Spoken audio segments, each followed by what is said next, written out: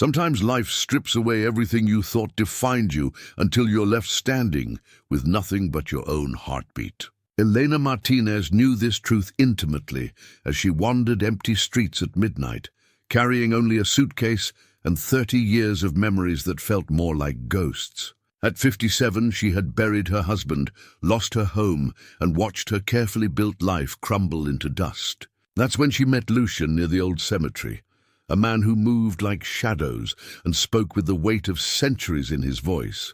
He was a vampire, ancient and powerful, yet somehow as lost as she was. "You need shelter," he said simply, "and I need someone to trust." Most people would have run. Elena stayed, because sometimes, when you've lost everything, you recognize another soul carrying the same burden of solitude. But what happens when two broken hearts, one beating, one long still, decide to heal together? Before we jump back in, tell us where you're tuning in from. And if this story touches you, make sure you're subscribed, because tomorrow I've saved something extra special for you. Elena had met grief before, but never like this. Not the kind that followed you through grocery stores, where you automatically reached for 2 of everything, or the kind that made you set the table for 2 out of 30 years of habit. Robert's death 18 months ago had been the first domino. The medical bills came next, then the foreclosure notice, and finally the liquidation of everything that had once made their house a home. She'd been a high school English teacher for 28 years, watching teenagers discover Shakespeare and Steinbeck with the same wonder she'd felt at their age. But budget cuts didn't care about passion or tenure. At 57, she found herself competing against fresh graduates who could work for half her salary.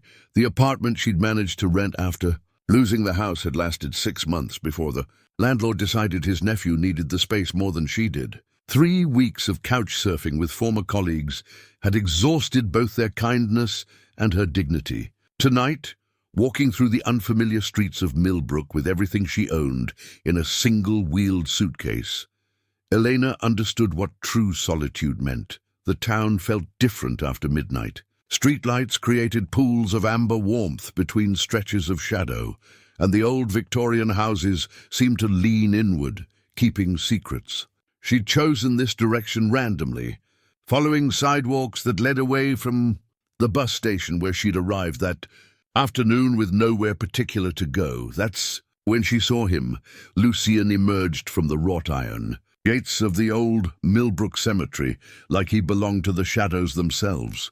Tall and lean, he moved with an unsettling grace that made Elena think of dancers or predators. His dark hair was pulled back loosely, revealing features that seemed carved from marble, too perfect, too symmetrical for someone who appeared to be in his early 40s. "You look lost," he said, his voice carrying an accent she couldn't quite place. Something European, perhaps, but softened by years.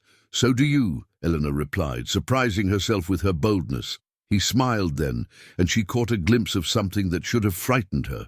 But standing there in the cemetery's shadow, with her life packed into a suitcase, fear seemed like a luxury she couldn't afford. "Perhaps we can be lost together for a while," Lucian said.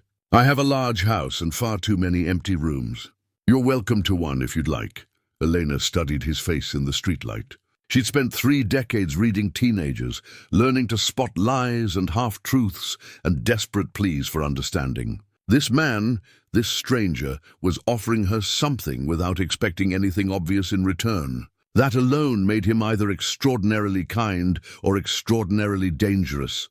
"I don't even know your name," she said. "Lucian Ashworth." "And you are?" "Elena Martinez." She paused. "This is either the worst decision I've ever made, or the best one. In my experience, those are often the same thing." His house stood at the end of Elm Street like something from a Gothic novel. 3 stories of weathered brick and limestone, with tall windows that reflected the moonlight and ivy that climbed the walls in careful patterns. The front door was solid oak, carved with symbols that looked far older than the house itself. "Built in 1847, Lucian said, noticing her gaze. "I've been restoring it for quite some time." The interior took Elena's breath away. Hardwood floors gleamed under the soft light of period fixtures, and the walls were lined with bookshelves that stretched from floor to ceiling. Persian rugs in deep blues and burgundies created islands of warmth throughout the space, and every piece of furniture looked like it had been chosen with careful consideration for both beauty and comfort. "How long have you lived here?" Elena asked, following him through rooms that seemed to flow into each other with architectural grace. "Longer than most people would believe," he said, and something in his tone suggested she shouldn't press for specifics. He led her to a guest room on the second floor that was larger than the apartment she'd lost. A four-poster bed dominated the space, covered in linens that looked both expensive and well cared for.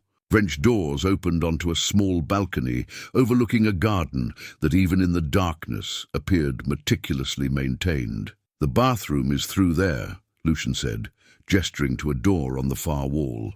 "Towels are in the cabinet, and there's a robe on the hook behind the door. Are you hungry?" Elena realized she hadn't eaten since the stale sandwich she'd bought at the bus station 12 hours ago. "I don't want to impose. It's no imposition. I don't sleep much anyway." She followed him to a kitchen that managed to blend modern conveniences with period charm. A large island stood in the center, topped with marble that had been worn smooth by decades of use. Copper pots hung from a rack above the stove, and herbs grew in small pots along the windowsill. Lucian moved through the space with practiced ease, assembling what appeared to be a proper meal without seeming to put much thought into it.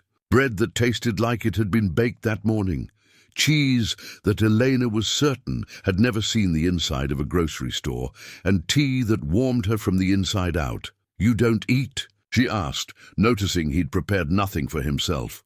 "I have different dietary requirements," he said simply. They sat at the kitchen table, and Elena found herself studying his face in the softer light. His skin was pale but not unhealthy, and his eyes were the deep green of forest shadows. When he smiled, which he did more often than she'd expected, she caught glimpses of teeth that were just slightly too sharp to be entirely human. "May I ask what brought you to Millbrook?" Lucian asked. Elena told him about Robert and the cancer that had eaten their savings along with his strength, about the teaching position she'd loved and lost, about the house that had been in Robert's family for 3 generations, sold to pay for treatments that hadn't worked anyway, about the apartment and the couch surfing and the gradual realization that at 57 she'd somehow become invisible to a world that valued youth above experience. Lucian listened without interrupting, his expression growing more thoughtful as her story unfolded. When she finished, he was quiet for a long moment. "Loss is a strange thing," he said finally. "It changes shape depending on how long you carry it. Fresh grief is sharp and immediate, but the kind that comes from watching everything familiar slip away, that's different. It's more like drowning slowly in a tide you didn't see coming. You sound like you know something about it." "I do." He stood, collecting her empty plate. "But that's a story for another time, perhaps. You need rest." Elena found herself reluctant to end the conversation. It had been months since anyone had listened to her story without offering solutions or platitudes or thinly veiled judgment about her choices. Lucian had simply listened, and that felt like a gift she hadn't known she needed. "Thank you," she said, "for the meal, for the room, for listening. Thank you for trusting a stranger with your truth."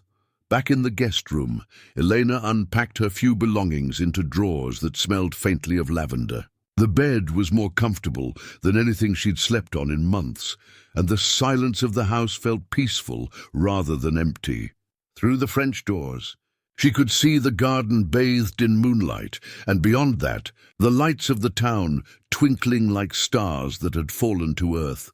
She found herself thinking about Lucian's words, about loss changing shape over time. There was something about the way he'd spoken that suggested personal experience with the kind of grief that outlasted hope. Tomorrow, she decided, she would ask more questions.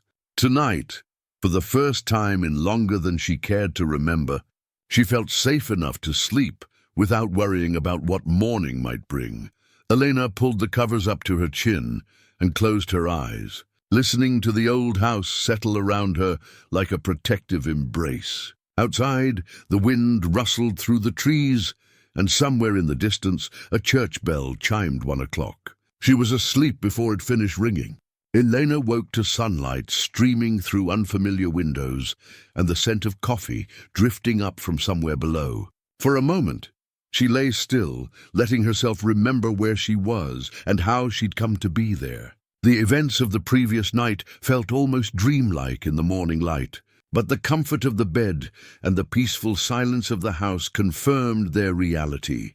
She found her way to the kitchen, following the coffee's aroma and the sound of pages turning. Lucian sat at the table with a newspaper spread before him, though he looked up when she entered. "Good morning," he said. "I hope you slept well."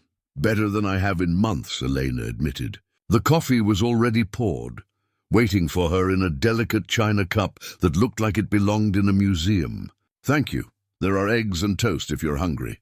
"I'm afraid I'm not much of a breakfast cook, but the basics are manageable." Elena noticed he had no food in front of him, just the newspaper and what appeared to be a glass of something dark red that definitely wasn't juice. She decided not to ask about it yet.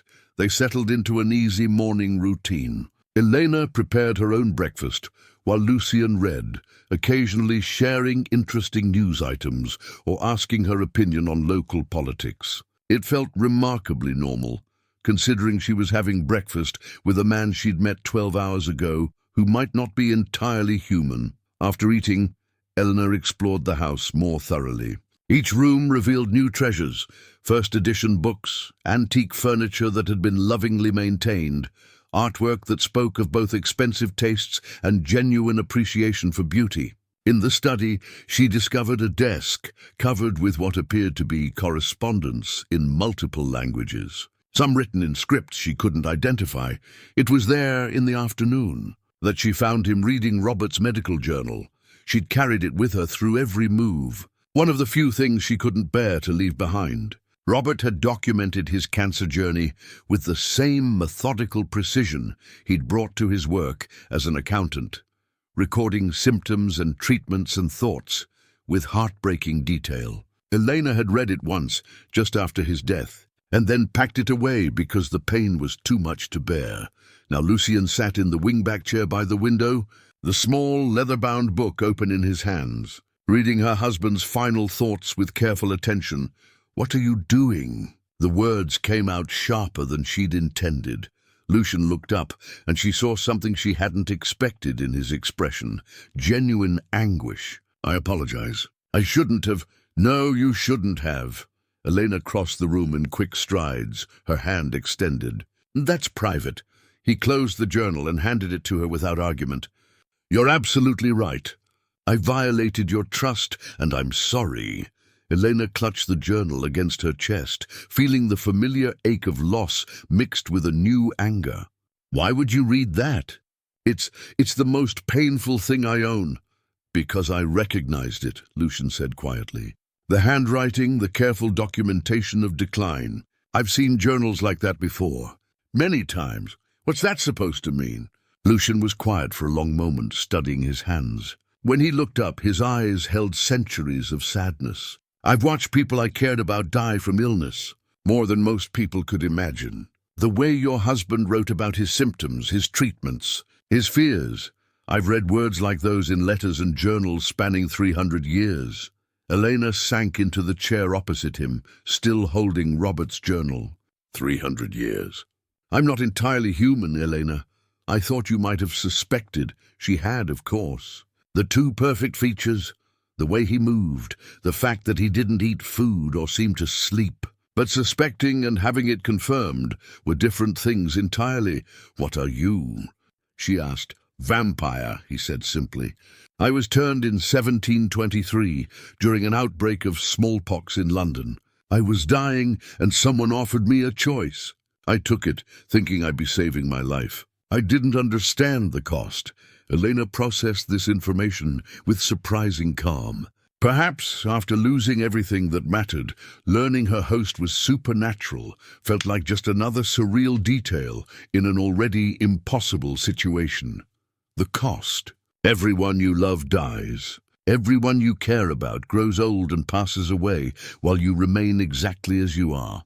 I've buried friends, lovers, companions. I've watched diseases take people I cared about while being powerless to help them. He gestured toward the journal. Reading your husband's words. It brought back memories of others who fought the same battle and lost. Eleanor looked down at the journal in her hands. Robert's neat handwriting was visible through the leather cover, documenting his final months with the precision that had defined his entire life. "Did you love someone who died of cancer?" she asked, among other things. "Cancer, tuberculosis, influenza, accidents, old age. Time takes everyone, eventually. Everyone except me." The pain in his voice was so raw that Elena found her anger ebbing. She'd been focused on her own violation of privacy.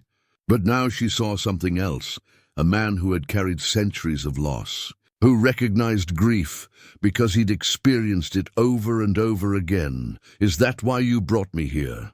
she asked. "Because you saw another person facing loss?" "Partly," Lucian admitted, "but also because when you said I looked lost too, you were the first person in decades to see past what I am to who I am. Most people who discover my nature either run in terror or want something from me. You just saw someone else carrying sadness." Elena opened the journal to a random page and read Robert's words about the morning he'd first noticed the pain in his abdomen. The clinical description was heartbreaking in its hope that this was something minor, something that would pass. "He was scared," she said. "Right up until the end he was scared. Fear is natural. It means he valued what he had to lose. Did you know him before?" "No, but I know the type of man who writes with such care about his experience. He wanted to leave you something useful, even in his pain."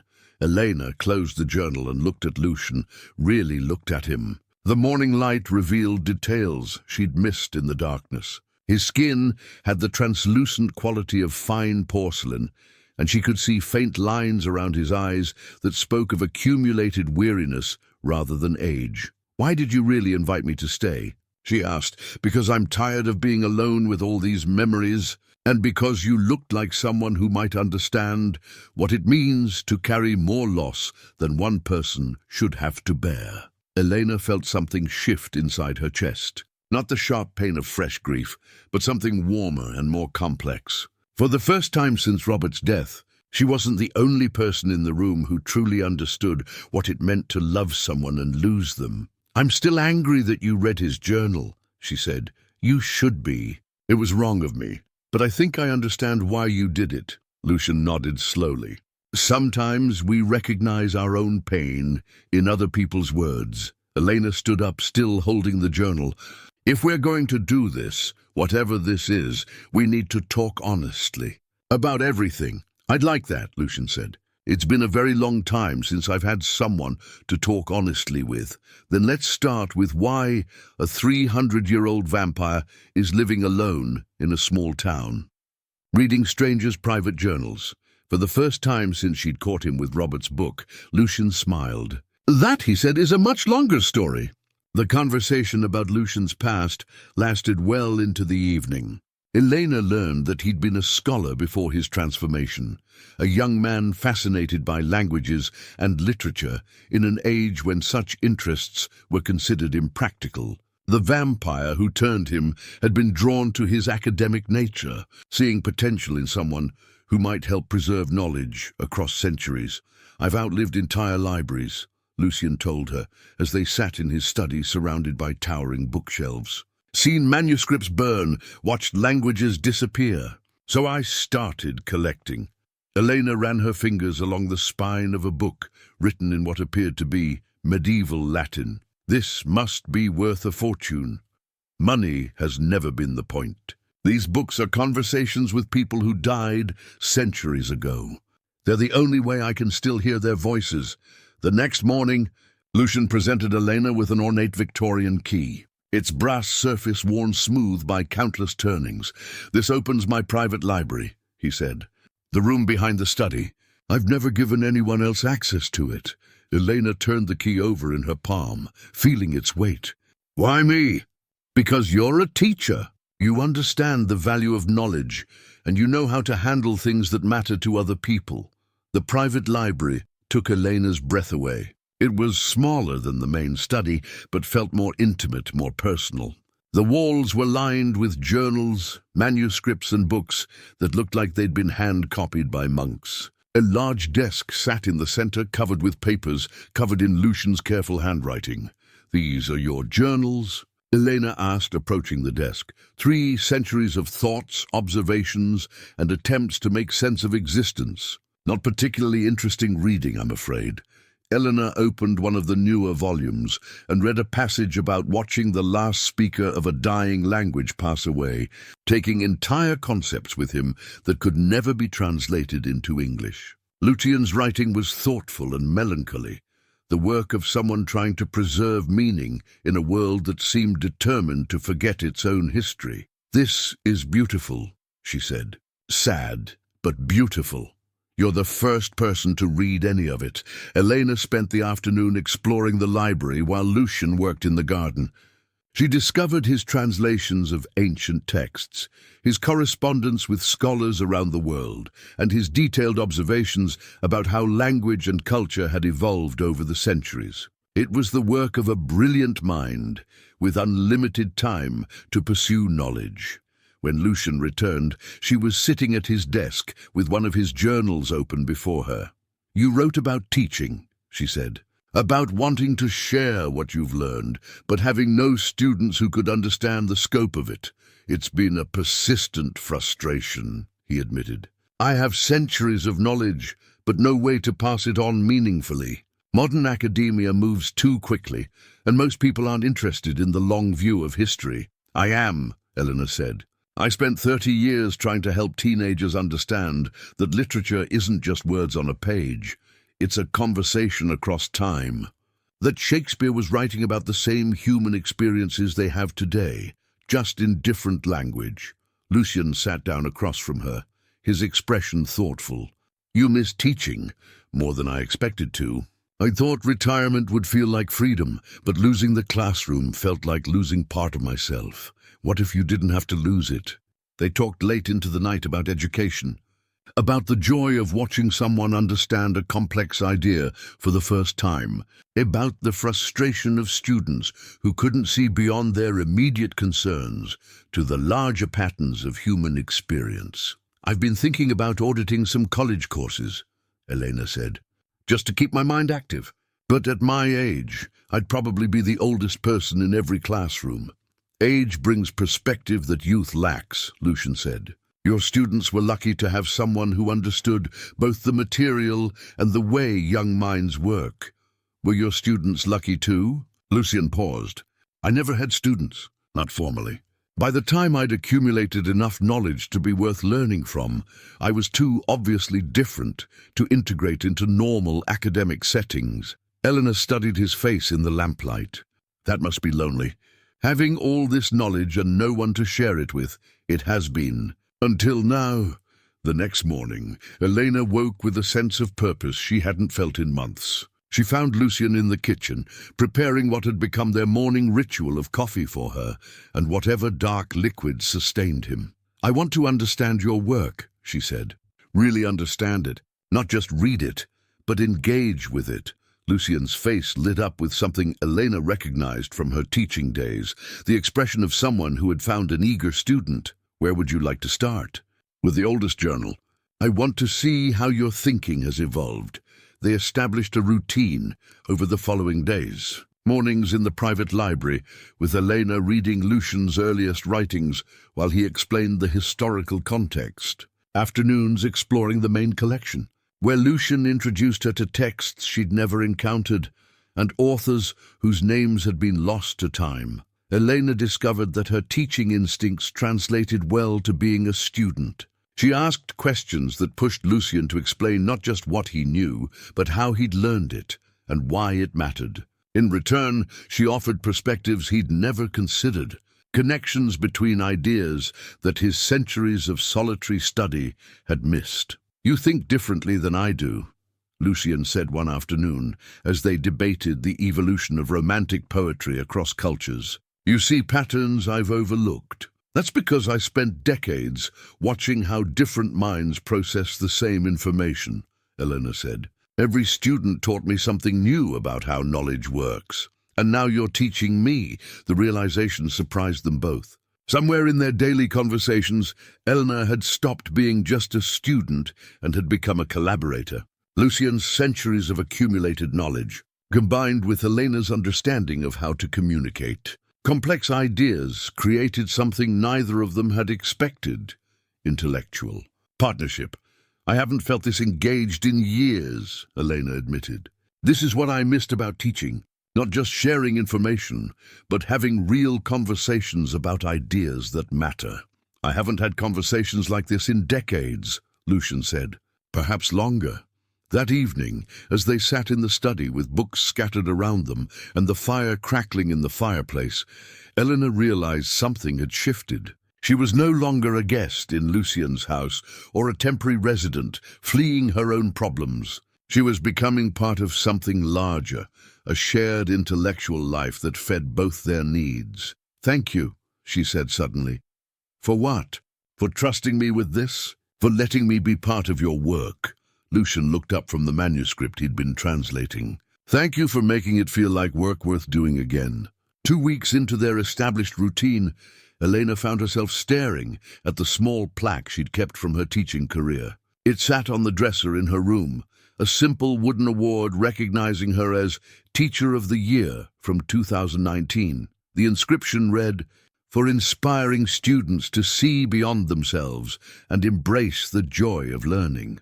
She'd won it during what turned out to be one of her final good years of teaching, before budget cuts and administrative changes had made her classroom feel more like a battlefield than a sanctuary for learning. Now, looking at it in the morning light filtering through Lucian's guest room windows, she felt a familiar restlessness stirring in her chest. "You're thinking about something," Lucian observed when she joined him for coffee.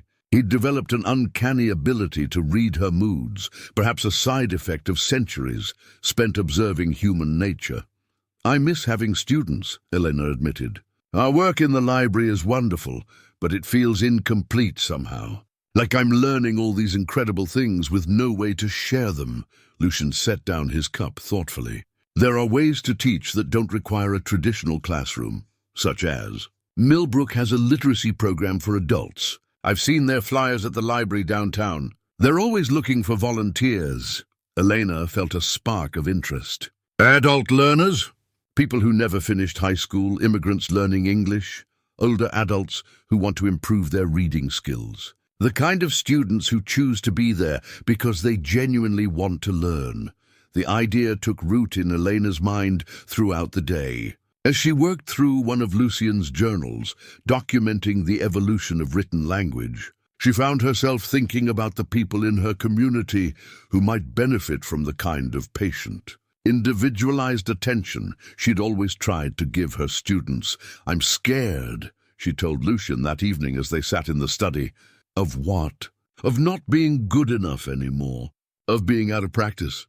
What if I've lost my ability to connect with students?" Lucian looked up from the ancient text he'd been translating. "Teaching isn't a skill you lose, Elena. It's more like a language. Once you're fluent, it comes back the moment you need it." "How would you know? You said you never had formal students." "No, but I've been an informal teacher for centuries. Every time I've shared knowledge with someone, every conversation where I've helped someone understand something new, that's teaching. And I've watched you work with my materials these past weeks. You have the instincts of someone born to help others learn." Elena felt warmth spread through her chest at his words. "You really think so?" "I know so. You ask questions that push me to think differently. You make connections I've missed, despite having centuries to notice them. That's the mark of a natural teacher. You don't just absorb information, you transform it."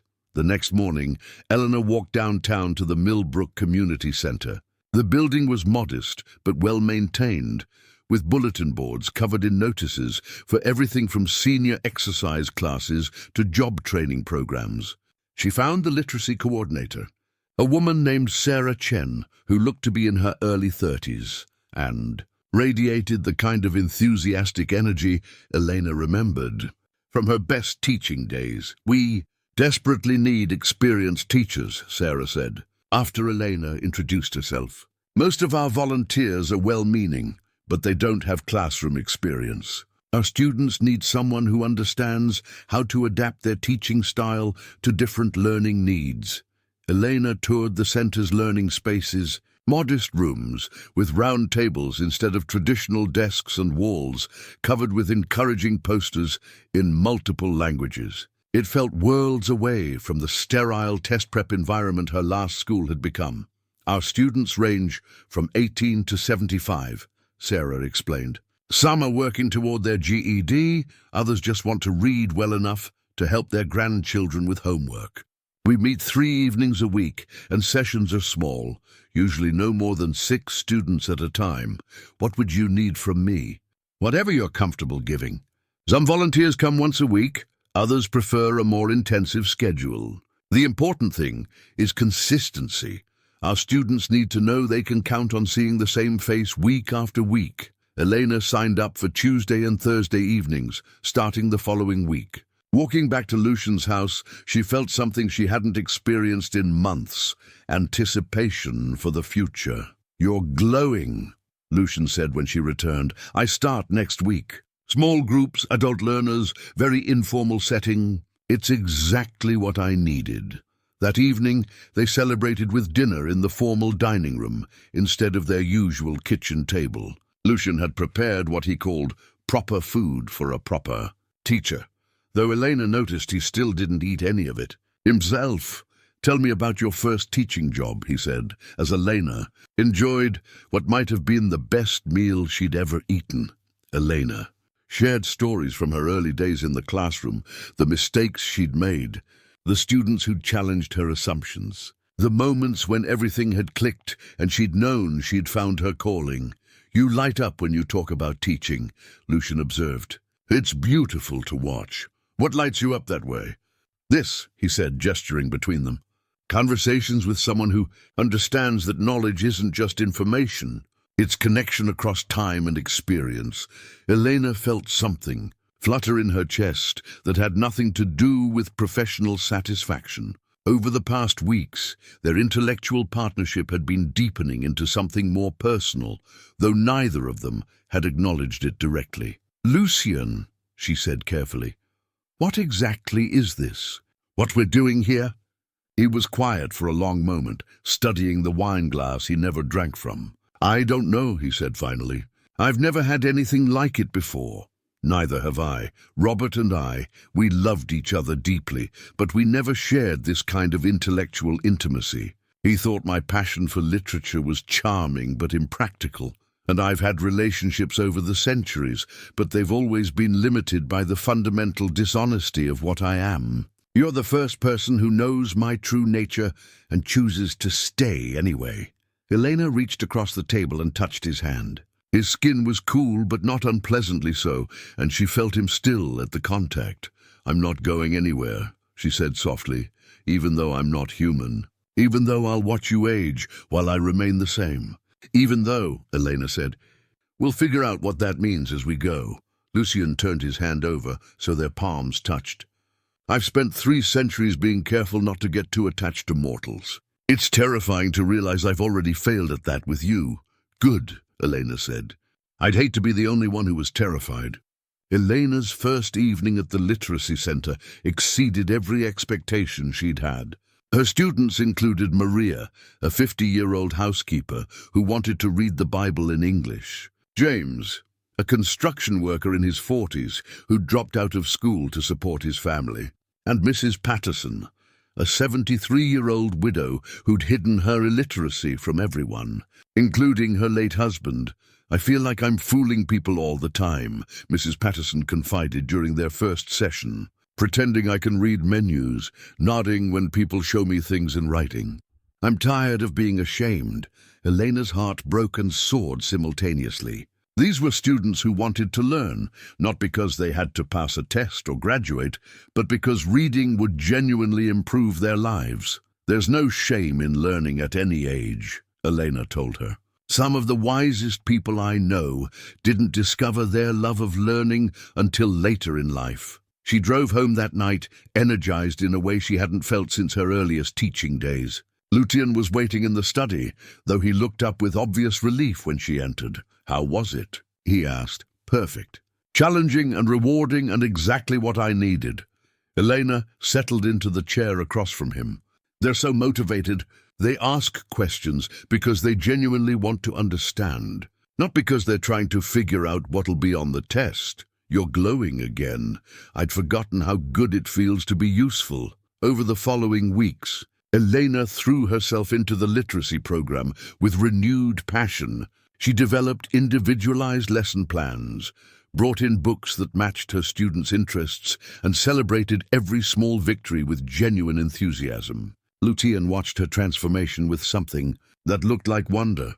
"You're becoming yourself again," he told her one evening after she'd spent an hour excitedly describing Maria's breakthrough with compound words. "I didn't realize how lost I'd been until I found my way back."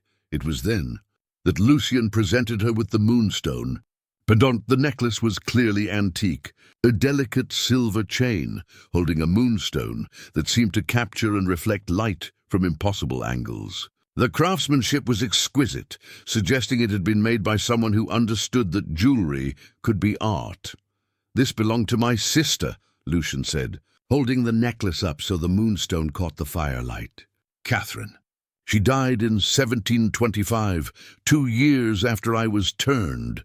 Elena stared at the pendant, understanding the significance of what he was offering. "Lucian, I can't take this. It's a family heirloom." "You are family," he said simply.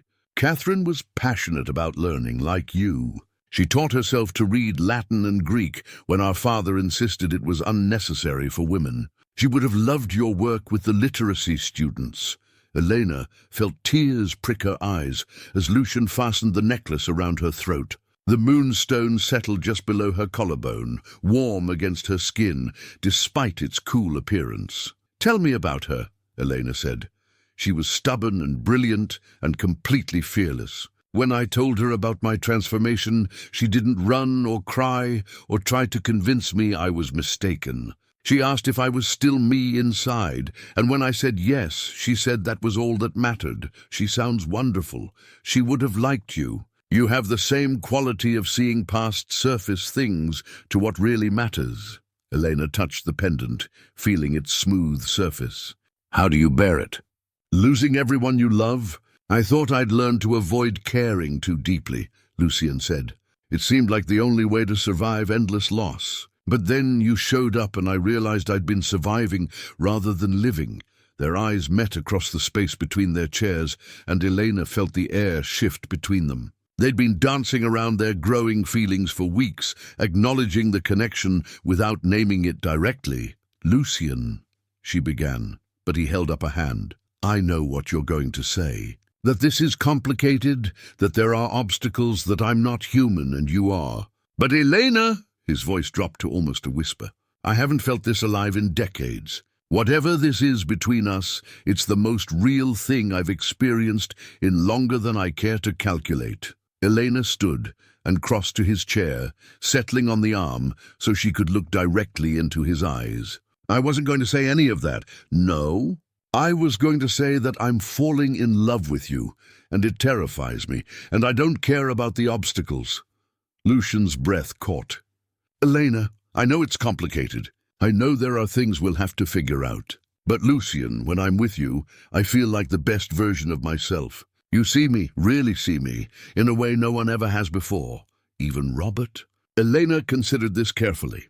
"Robert loved who I was when I was with him. You love who I am when I'm most myself. There's a difference." Lucian reached up to touch the moonstone pendant where it rested against her skin. "I've spent 3 centuries believing that loving mortals was a form of selfishness, that I was condemning myself to inevitable loss. But losing you now would hurt far more than never having known you at all." "Then don't lose me," Elena said softly. "There are things about my world you don't understand yet. Complications that come with being what I am. Then help me understand.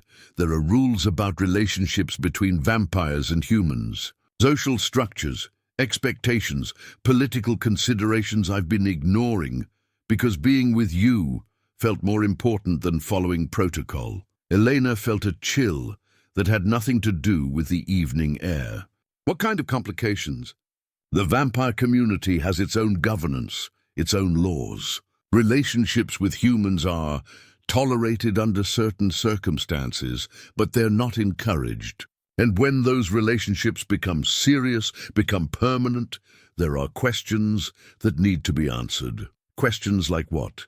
Like whether you understand what you're choosing, whether you're capable of keeping our secrets, whether your association with me puts our community at risk. Elena slid from the arm of the chair into Lucian's lap, needing to be closer to him as the implications of his words sank in. Are we putting ourselves in danger? Not immediately, but eventually, if this continues to develop the way I hope it will, there will be people who want to meet you, who want to assess whether you're suitable, and if they decide I'm not. Lucian's arms tightened around her. Let's not borrow trouble from tomorrow. Tonight, I just want to enjoy the fact that you're falling in love with me too. Elena settled against his chest, listening to the heartbeat that shouldn't exist, but somehow did. For the record, she said, I'm not falling in love with you. I'm already there. 3 weeks after their declaration of love, Elena discovered the music box while dusting Lucian's study. It had been tucked behind a row of books on Victorian poetry, as if someone had deliberately hidden it from view. The mahogany case was inlaid with mother-of-pearl in delicate patterns, and when she lifted the lid, a haunting waltz began to play. The melody was unlike anything she'd heard before, complex and melancholy, with an old-world elegance that seemed to belong to another century entirely. Elena found herself swaying to the rhythm without conscious thought, the music stirring something deep in her chest. I haven't heard that song in almost 200 years. Elena turned to find Lucian standing in the doorway, his expression unreadable. She started to close the music box, but he shook his head. Don't stop it, please. I'm sorry, I didn't mean to pry. I was just dusting, and it was Catherine's, Lucian said, entering the room slowly. The music box. She loved to dance, and this was her favorite waltz. We used to dance to it in the evenings, when our parents thought we were studying. Eleanor watched his face as the melody continued, seeing layers of memory and loss play across his features. It's beautiful. She made me promise to keep dancing after she died. Said that music was meant to be shared, not preserved in silence. Lucian stopped in front of Elena, extending his hand. I haven't kept that promise very well. Eleanor looked at his outstretched hand, understanding what he was asking. I'm not much of a dancer. Neither was I originally. Catherine taught me. Elena placed her hand in his, and Lucian drew her into the center of the study. The music box continued its ethereal waltz as he guided her into the steps, one hand at her waist, the other holding hers with gentle precision. Like this, he said softly, leading her through a simple pattern. Don't think about the steps. Just follow the music. Elena had danced with Robert at their wedding and at a handful of social functions over the years, but this felt entirely different. Lucian moved with an unconscious grace that spoke of centuries of experience, and he guided her so naturally that she found herself following steps she'd never learned. You're very good at this, she said as they turned in a slow circle. I've had practice, though never with someone I loved. The words hung in the air between them as they continued to dance. Elena felt something shifting in their relationship, a deepening intimacy that went beyond their intellectual connection or even their acknowledged feelings. There was something profound about moving together to music that had once meant something to his lost sister, about participating in a ritual that connected past and present. Tell me about the others, Elena said, as the waltz wound toward its conclusion. What others? The people you loved before. You said you'd had relationships over the centuries. Lucian was quiet for a moment, guiding her through a gentle turn. There have been a few. Companionships that lasted months or years. But they were all built on lies, Elena. I could never tell them what I really was, so they never really knew me. That must have been lonely. Lonelier than being alone in some ways. At least solitude is honest. The music box wound down, the melody slowing and finally stopping. But Lucian didn't release her, and Elena found herself unwilling to step away from the circle of his arms. What are we doing? She asked softly. I wish I knew. I've never been in uncharted territory like this before. It's terrifying, Elena admitted, but also exciting. I feel like I'm discovering parts of myself I didn't know existed, such as... Elena considered the question. I spent 30 years being Robert's wife, and it was good, comfortable and safe and predictable. But with you, I feel like I'm more myself than I've ever been. Does that make sense? Perfect sense. You've awakened parts of me I thought I'd lost centuries ago.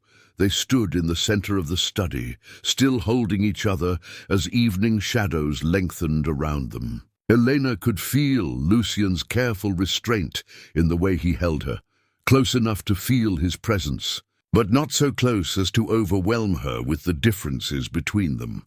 Lucian, she said, I need to ask you something, and I need you to be honest, always. This thing you mentioned about your community, about rules and assessments, how serious is that threat? Lucian's expression grew more serious. Serious enough that I've been putting off certain communications I should have made weeks ago. What kind of communications? When a vampire enters into a significant relationship with a human, especially one that involves sharing our secrets, there are protocols, notifications that need to be sent, permissions that need to be requested. Elena felt a chill run down her spine. Permissions. The vampire community is old, Elena, ancient in some cases. We've survived by being careful, by maintaining strict rules about exposure and security. Relationships with humans are seen as potential vulnerabilities, and if they decide I'm too much of a vulnerability, then they'll ask me to choose between you and my place in vampire society. Elena stepped back slightly, processing this information. And what would you choose? You, Lucian said without hesitation. Without question, I would choose you, even if it meant exile from your own kind. I've been essentially exiled for decades anyway, Elena. I've been living on the periphery of vampire society, avoiding connections, avoiding responsibilities. Being with you has reminded me what it feels like to be truly alive. Elena touched the moonstone pendant at her throat, drawing strength from its connection to Catherine's memory. What do we do? We have some time before any formal notifications become necessary. Vampire bureaucracy moves slowly. They think in terms of decades rather than months. But eventually? Eventually, yes. If we want to build a life together, we'll need their approval. Elena looked around the study, at the books and artifacts that represented Lucian's centuries of accumulated life, and made a decision that surprised her with its clarity. Then we'd better make sure I'm worthy of their approval. Lucian's face lit up with something that looked like relief, mixed with amazement. You're not afraid? I'm terrified, Elena said honestly. But I'm more afraid of losing what we have than I am of facing whatever challenges come with keeping it. Lucian pulled her close again, and this time, Elena felt no restraint in his embrace. I love you, he said against her hair, more than I thought I was capable of loving anyone. I love you too, Elena replied, and I'm not going anywhere. Outside, the evening wind stirred the trees around the manor, but inside the study, Elena felt perfectly safe in Lucian's arms, dancing to music only they could hear. The scroll arrived on a Tuesday morning in November, delivered by a pale young man who appeared at their door before dawn and vanished the moment Lucian accepted the ornate tube. Elena watched from the kitchen window as Lucian stood motionless on the front steps for several long minutes, staring at the sealed document in his hands. "What is it?"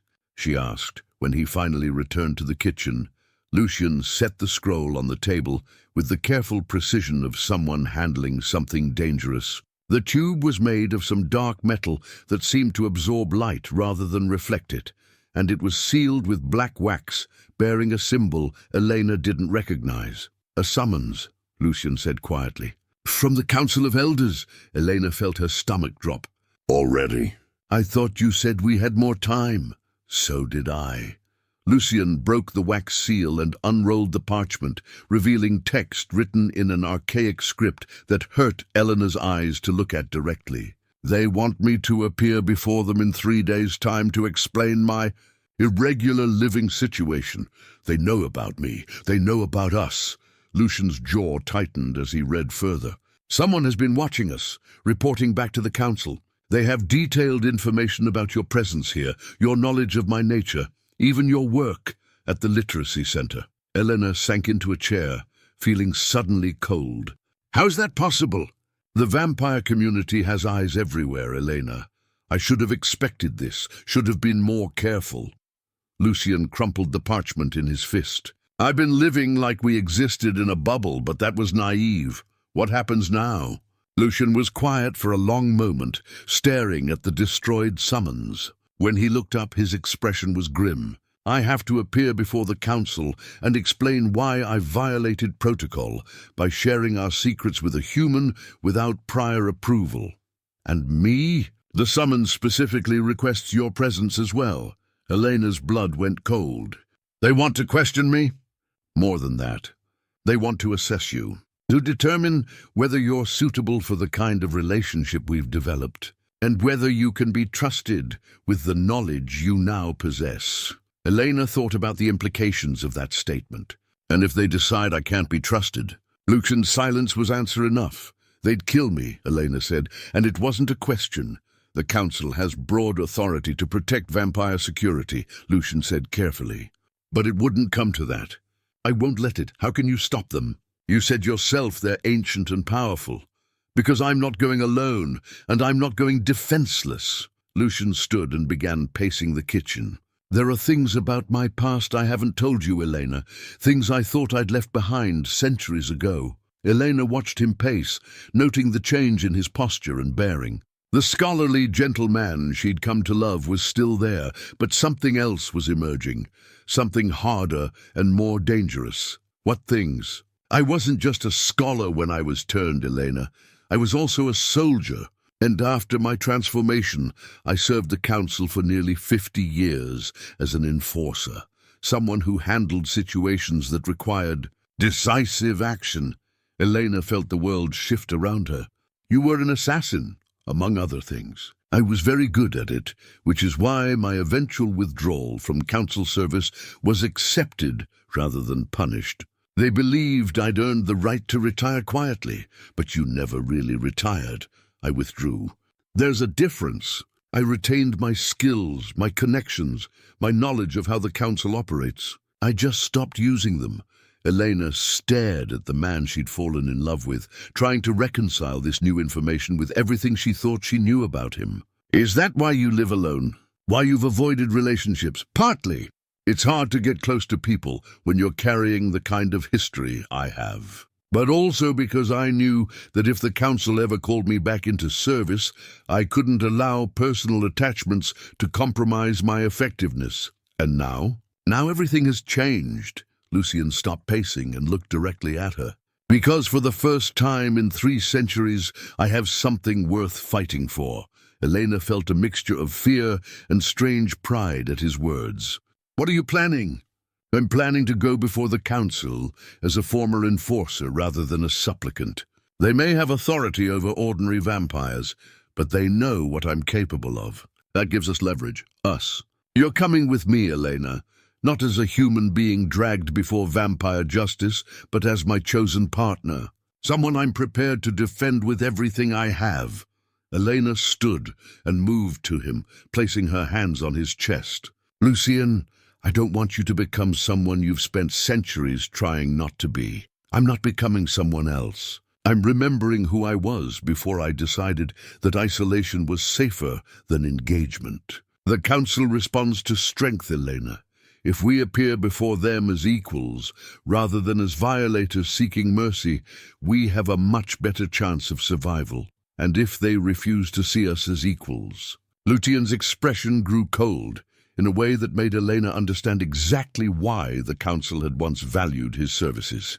Then they'll remember why they were wise to let me retire peacefully the first time. Elena felt a shiver run through her, though whether from fear or excitement she couldn't say. This is really happening.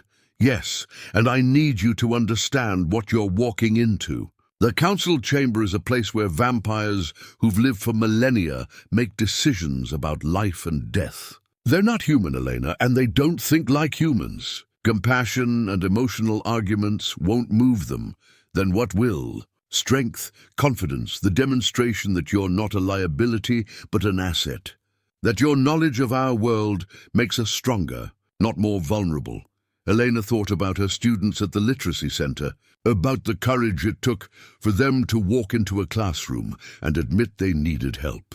I can do that. I know you can. But Elena, Lucian cupped her face in his hands. Once we do this, there's no going back.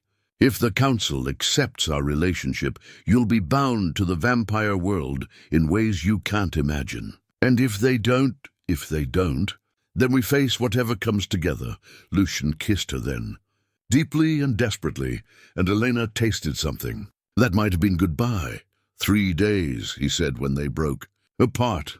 3 days to prepare for the rest of our lives, or the end of them. Elena looked around the kitchen where they'd shared so many quiet mornings, where she'd first begun to understand that love could take forms she'd never imagined. In 3 days, they would walk into a world where ancient powers would decide whether their love was worth preserving. Lucian, she said softly, teach me what I need to know. Everything? Everything. If I'm going to stand before vampire lords as your equal, then I need to understand exactly what that means. Lucian nodded slowly. Then we'd better get started. We have a lot of ground to cover, and not much time to cover it. As they began planning for what might be the most important 3 days of their lives, Elena found herself thinking about the teaching award still sitting on her dresser upstairs. She'd won it for inspiring students to see beyond themselves and embrace the joy of learning. Now she was about to become a student herself, learning lessons that would determine whether she lived long enough to use them. The 3 days that followed passed in a blur of intensive preparation that left Elena feeling like she was cramming for the most important exam of her life.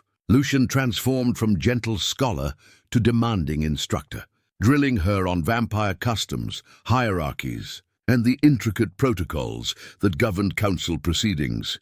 Vampires value strength, but they respect intelligence more, he explained, as they sat in his study, surrounded by books on vampire lore and tradition. Don't try to match their physical power. You can't. Instead, demonstrate that your mind is sharp enough to be useful to them. Elena practiced the formal greetings, learned the significance of various council positions, and memorized the names and histories of the 5 elders who would judge their case. But the most important lesson came on the second evening, when Lucian taught her about vampire bonding rituals. If the council approves our relationship, they'll require a formal bond, he explained. It's not marriage as humans understand it, but something deeper, a linking of life forces that can't be broken. What does that mean, practically? It means your life becomes tied to mine. You'll live longer than a normal human lifespan, though not as long as a vampire. You'll share some of my abilities, enhanced senses, increased strength, resistance to disease. But Elena, his expression grew serious. The bond is permanent. Death is the only way to break it. Elena absorbed this information quietly. And if I say no, then we can never be together in any meaningful way. The council won't allow ongoing relationships without formal bonds. Too much security risk. So it's all or nothing. Yes. Elena stood and walked to the window, looking out at the garden they'd spent so many peaceful evenings exploring together. The idea of binding her life to Lucian's should have terrified her, but instead she felt a deep sense of rightness about it. I want to write a letter, she said suddenly. To whom? To Robert. Lucian was quiet for a moment. Elena, you know that I know he's dead, but I need to say goodbye properly. To explain what I'm choosing and why. Elena turned back to him. I've been carrying guilt about moving on, about loving someone else. I need to let that go before we face the council. Lucian nodded slowly. I understand. There's paper and pen in the desk. Elena spent that night writing to her dead husband, pouring out 3 pages of thoughts and feelings she'd never been able to articulate before. She wrote about the love they'd shared, about the grief that had nearly consumed her, and about finding unexpected hope in the most unlikely place. I'm not replacing you, she wrote. I'm becoming someone new, someone who can love differently than I loved before. You gave me 30 years of happiness, and now I have a chance at something else entirely. I think you'd want me to take it." She sealed the letter in an envelope and placed it on the dresser next to her teaching award. Two symbols of the woman she'd been and the woman she was becoming. The final day of preparation focused on strategy. Lucian coached Elena on how to present herself to the council, emphasizing confidence without arrogance, respect without subservience. "Remember," he said as they practiced her formal introduction for the 20th time, "you're not asking for their permission to love me. You're demonstrating that you're worthy of the privilege. And you? What's your strategy?" "I'm going to remind them why they valued my service and why they should value my judgment now." Lucian's expression grew cold. "The council has grown comfortable in recent decades. They've forgotten that there are vampires who could challenge their authority if necessary." Elena felt a chill at his words. "Lucian promised me something." "What?" "Promise me you won't do anything that puts you at risk just to protect me. If the council decides I'm not suitable, I don't want you throwing your life away in a fight you can't win." Lucian was quiet for a long moment. "I can't promise that, Elena." "Why not?" "Because losing you now would be worse than any death they could devise. I've spent 3 centuries learning to survive, but you've taught me how to live. I won't give that up without a fight." Elena felt tears prick her eyes at his words. "I love you too. But I need to know that if something happens to me, you'll find a way to go on. Let's focus on making sure nothing happens to either of us." That evening, they drove to the location Lucian had been given, an abandoned mansion outside the city that looked like it had been empty for decades. But as they approached the front entrance, Elena could see lights flickering in the windows and hear the low murmur of voices from within. "Remember everything I taught you," Lucian said as they parked. "The council respects strength and despises weakness. Whatever happens in there, don't let them see fear." "I'm not afraid," Elena said, and realized with surprise that it was true. "Nervous, yes, but not afraid."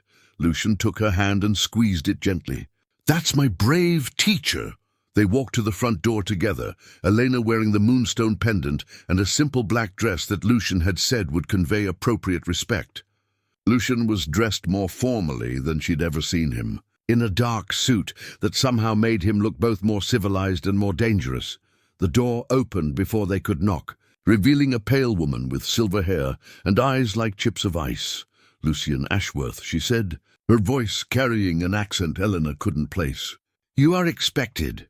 "Councillor Vera," Lucian replied with a formal bow. "Thank you for receiving us." The woman's gaze shifted to Elena, and Elena felt herself being assessed with the thoroughness of a scientist examining a specimen. "And this is the human. This is Elena Martinez," Lucian said firmly. "My chosen partner." Vera's eyebrows rose slightly at his phrasing, but she stepped aside to let them enter. "The council is assembled. Follow me." They walked through corridors lined with portraits of stern-faced individuals who Elena assumed were former council members. The artwork spanned centuries, showing the evolution of fashion and artistic styles, while the faces remained uniformly pale and ageless. 5 council members will hear your case," Vera explained as they walked. "You may present your arguments, after which we will deliberate and render judgment." "What are our options for judgment?" Elena asked, proud that her voice remained steady. Vera glanced back at her with something that might have been approval. "Acceptance, conditional acceptance, or rejection. And rejection means you will be required to forget everything you've learned about our kind, and your association with Lucian will be permanently severed." Elena felt Lucian tense beside her. "How would that be accomplished?" "There are ways," Vera said simply. None of them pleasant. They reached a set of double doors, carved with the same symbols Elena had seen on the original summons. Vera paused with her hand on the handle. "A word of advice," she said quietly. "The council has not seen Lucian in 50 years. Some of them remember his service fondly, others view his withdrawal as abandonment. Be prepared for mixed reactions." She opened the doors, and Elena got her first glimpse of the council chamber, a circular room dominated by 5 throne-like chairs arranged in a semicircle. Each chair was occupied by a figure that radiated power and ancient authority. Lucian Ashworth and Elena Martinez, Vera announced. You stand before the Council of Elders to answer for violations of the secrecy protocols. Elena felt Lucian straighten beside her, his posture shifting into something that reminded her of a soldier standing at attention. She took a deep breath and prepared to fight for their future. The council chamber was far more intimidating than Elena had imagined. The 5 elders sat in their ornate chairs like ancient judges, each one radiating an otherworldly presence that made the air itself feel heavy. At the center sat a man who appeared to be in his 40s, but whose eyes held the weight of millennia, Elder Thorn, the council's leader. To his right sat Elder Cassius, whose Roman features and calculating gaze suggested he'd been ancient when the empire fell. On Thorn's left was Elder May, a delicate-looking woman whose serene expression didn't hide the steel in her dark eyes. The other 2 elders, Dmitri and Isadora, flanked the group, completing the semicircle of power that now focused its attention on Elena and Lucian. Lucian Ashworth, Elder Thorn spoke, his voice carrying easily through the chamber despite its conversational tone. It has been 53 years since you last stood before this council.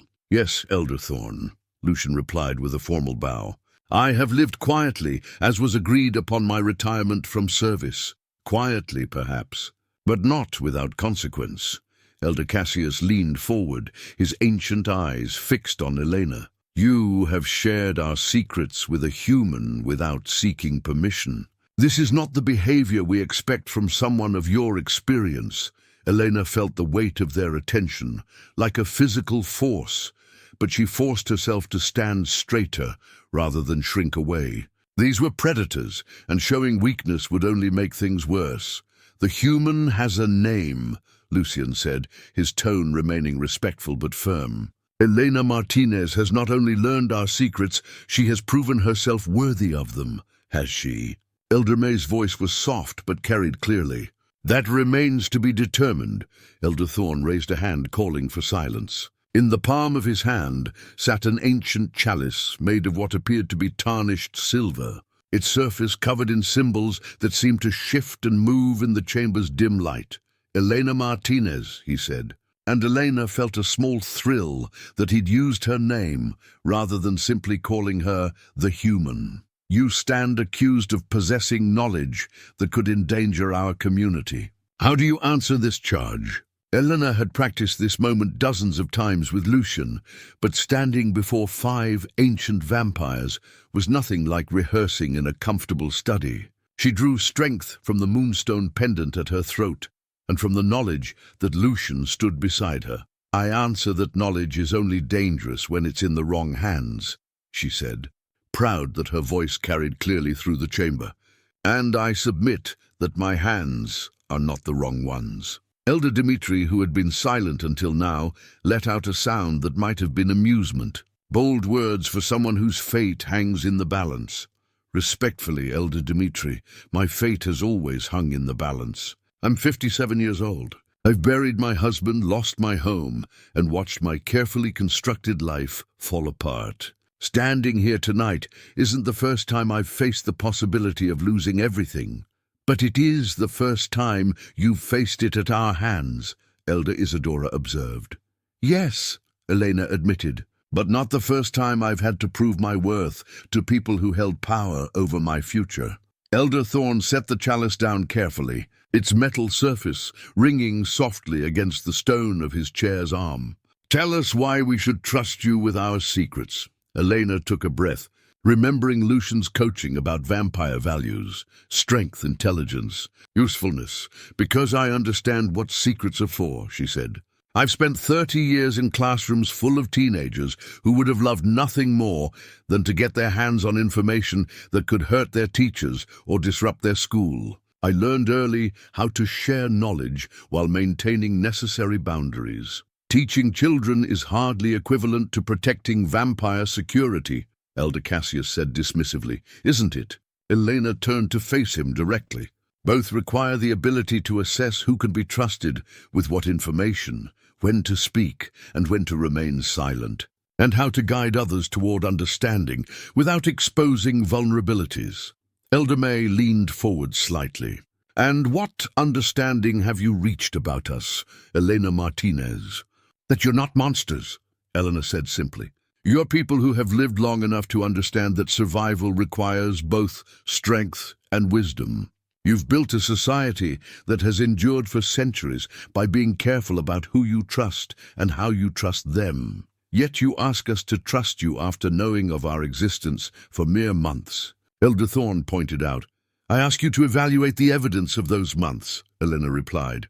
I've lived in Lucian's home, learned of his nature, witnessed activities that could expose your community, and I've told no one. Not because I was threatened or coerced, but because I understood that trust is earned through actions, not words. The elders exchanged glances that Elena couldn't interpret. She felt Lucian's subtle tension beside her, and knew they'd reached a crucial moment. You speak of trust, Elder Isadora said.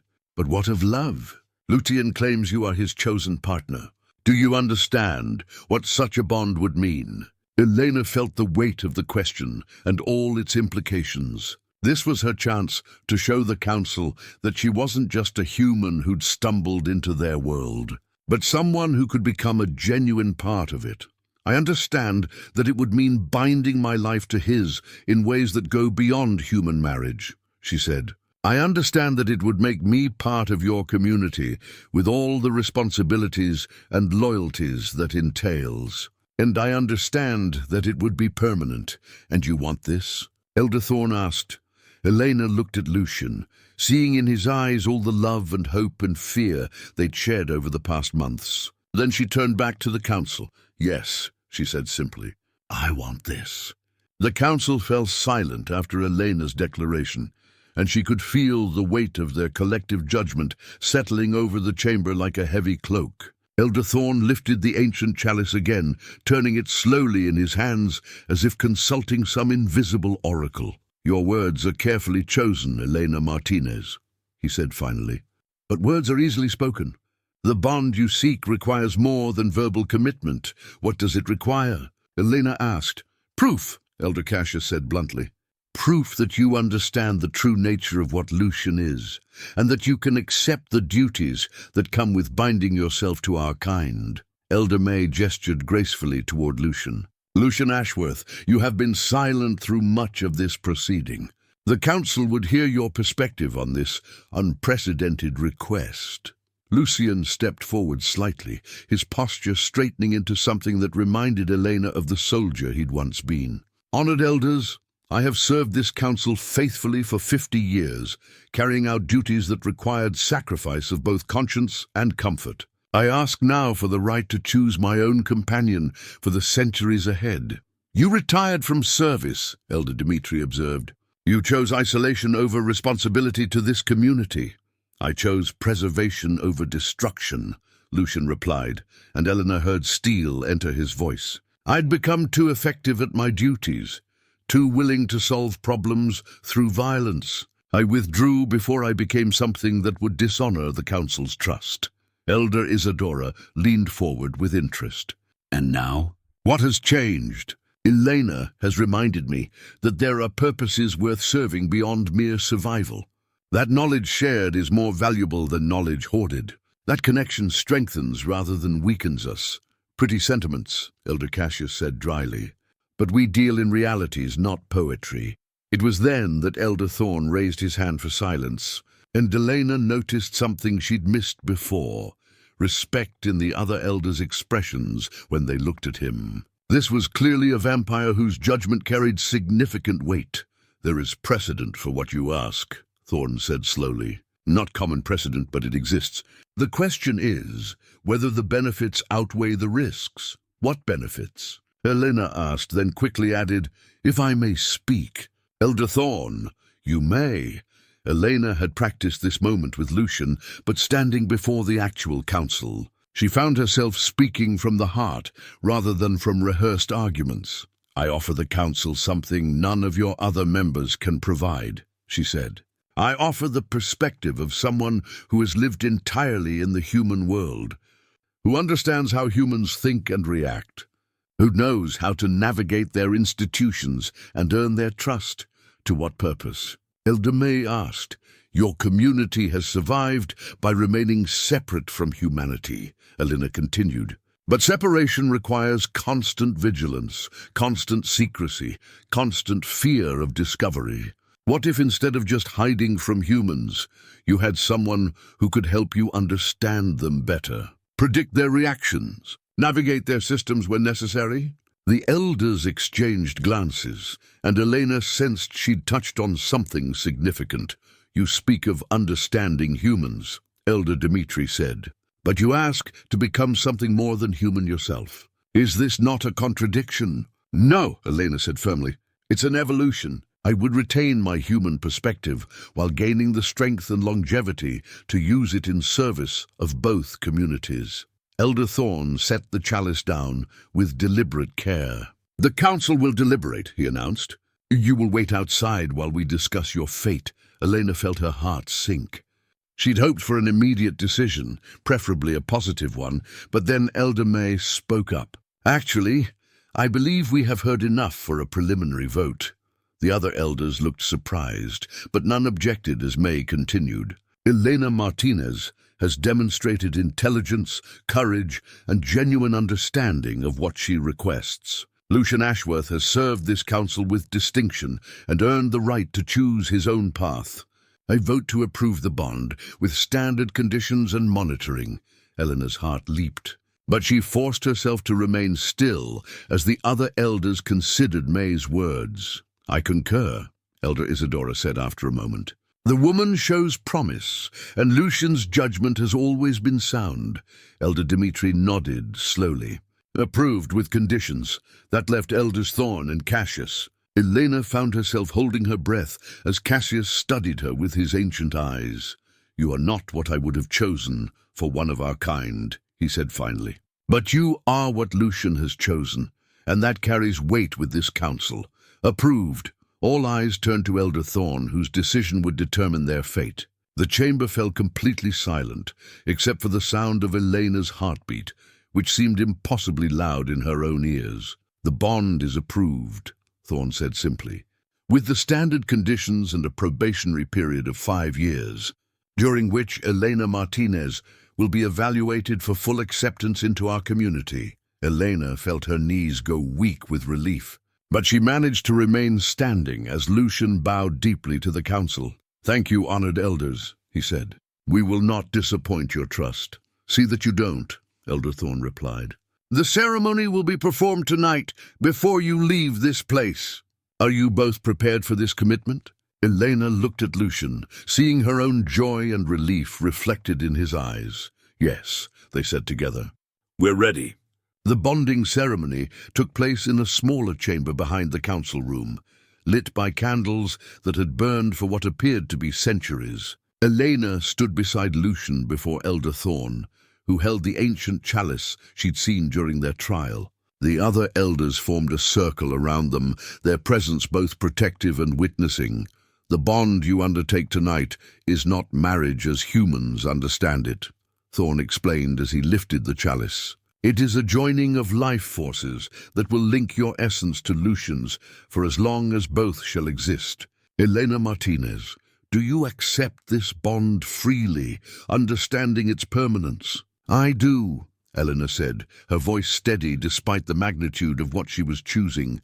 Lucian Ashworth, do you accept responsibility for Elena's protection and guidance as she adapts to her new nature? I do, Lucian replied. Thorn handed the chalice to Elena first. The liquid within was dark and warm, tasting of copper and something else she couldn't identify. As she drank, she felt a strange tingling begin in her chest and spread outward through her limbs. Lucian drank next, and as he did, Elena felt something shift inside her, a connection forming between them that went deeper than emotional intimacy. She could sense his presence in a way that had nothing to do with her physical senses, as if part of his soul had merged with hers. "It is done," Thorne announced. "May your bond bring strength to both your lives and wisdom to our community." The immediate effects of the bonding were subtle but noticeable. Colors appeared more vivid, sounds carried greater depth, and Elena could feel Lucian's emotions as a gentle warmth at the edge of her consciousness. The changes would develop slowly over time, but already she understood that she was no longer entirely human. They drove home through the pre-dawn darkness, both too emotionally exhausted to speak much. Elena dozed against Lucian's shoulder, marveling at how natural it felt to sense his contentment through their new bond. "How do you feel?" he asked as they pulled into the driveway of their house. "Different," Elena said honestly. "But right. Like something I didn't know was missing has finally been found." Over the following weeks, they settled into a new routine that accommodated Elena's gradual transformation. Her enhanced senses meant adjusting to a world that was suddenly more intense. Food tasted richer, music had new layers of complexity, and she could detect emotions in people's voices that she'd never noticed before. Her work at the literacy center benefited unexpectedly from these changes. She found herself better able to read her students' moods and adapt her teaching accordingly. Mrs. Patterson, who had struggled with confidence, flourished under Elena's more intuitive guidance. "You seem different lately," Sarah Chen observed after a particularly successful tutoring session. "More attuned to the students somehow." "I think I'm finally finding my rhythm again," Elena replied. Which was true enough. At home, she and Lucian's relationship deepened in ways that surprised them both. The bond allowed them to share not just emotions, but understanding, making their intellectual collaborations more productive and their personal connection more profound. "I never expected this," Lucian told her one evening as they worked together in his study. "I thought the bond would simply ensure your longevity. I didn't anticipate how much it would enhance everything else." "Everything else?" "The way we think together. The way your human perspective combines with my vampire knowledge to create insights neither of us could reach alone. You're making me a better scholar," Elena smiled, touching the moonstone pendant that had become her talisman. "You're making me a better teacher. And a better person." 3 months after the bonding ceremony, they received an official document from the council, a deed to Lucian's house with both their names on it. It was a symbolic gesture, but one that carried deep meaning in vampire society. "We're officially recognized as a household," Lucian explained as they read the document together. "In vampire law, that's as close to marriage as our kind gets." Elena traced their names on the paper, marveling at how much her life had changed since that night she'd wandered lost through Millbrook's streets. "Do you ever regret it, giving up your solitude for all this complexity?" "Never," Lucian said without hesitation. "Do you regret leaving your human life behind?" Elena considered the question seriously. She thought about Robert, about the house they'd shared, about the predictable rhythm of her former existence. Then she looked around the study where she'd found her intellectual passion reborn, where she'd discovered love could take forms she'd never imagined possible. "I didn't leave my human life behind," she said finally. "I brought the best parts of it with me into something larger." That evening, Elena stood in the garden behind their house, watching the sunset paint the sky in shades of gold and crimson. Her enhanced vision allowed her to see details in the light that would have been invisible to her months earlier. The way individual rays caught water droplets on the roses, the complex interplay of shadow and illumination on the old stone walls. Lucian joined her, slipping his arms around her waist from behind. Through their bond, she felt his deep contentment mixed with wonder at the simple beauty of the moment. "What are you thinking about?" he asked.